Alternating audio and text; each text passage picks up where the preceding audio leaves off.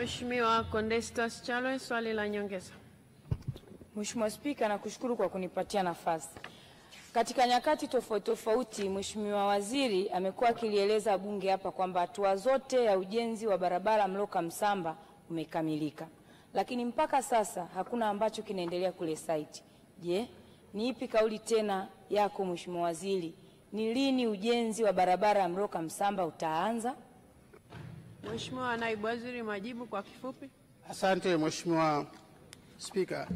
Mheshimiwa Spika, ni kweli tuko kwenye hatua za mwisho kabisa za manunuzi, kwa maana tuko kwenye majadiliano na mkandarasi.